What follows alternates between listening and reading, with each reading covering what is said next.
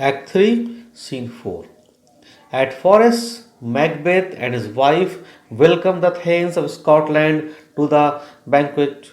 Immediately prior to the feast, one of the murderers appears at the side door and reveals to Macbeth the truth about the mission, their success in the killing of Banquo, and their failure to murder Fleance. Macbeth recomposes himself and returns to the table. As he raises a toast to his absent friend, he imagines he sees the ghost of Banquo. It may be Macbeth's hallucination, but as with the ethereal dagger, the ghost of Banquo appears to come and go, propelling Macbeth into alternating fits of courage and despair. Lady Macbeth invites the Thanes to depart. Once alone, she tries one last time to soothe her husband, but Macbeth's paranoid mind is already on the next murder, that of Macduff.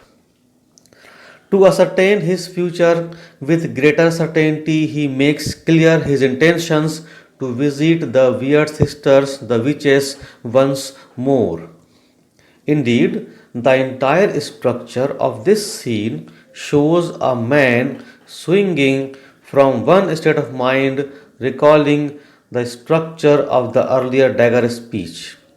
Three times sees the ghost, and three times he appears to recover his senses. This alternating structure adds strongly to the impression of Macbeth's loss of control. Lady Macbeth, on the other hand, remains constant in her judgment. Unlike Macbeth, she cannot see the ghost, and her tone is typically pragmatic and down to earth.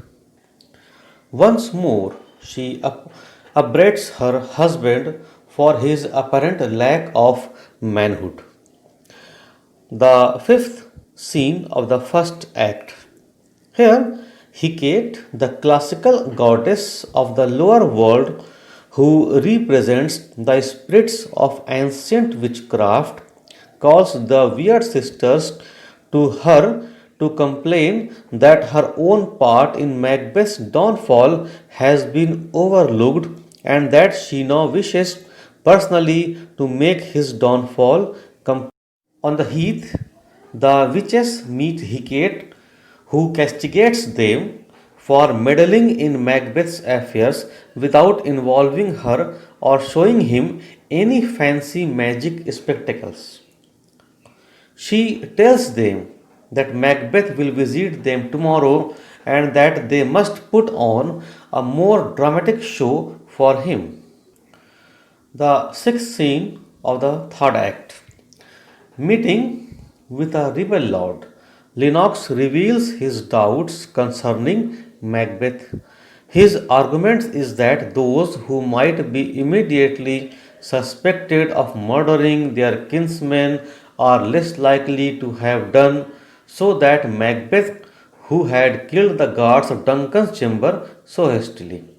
Although Lennox is prepared to accept Macbeth's actions, he cannot help feeling deeply suspicious of him.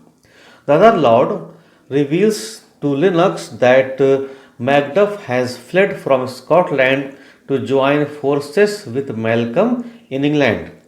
Moreover, they have requested help from England's King Edward the Confessor.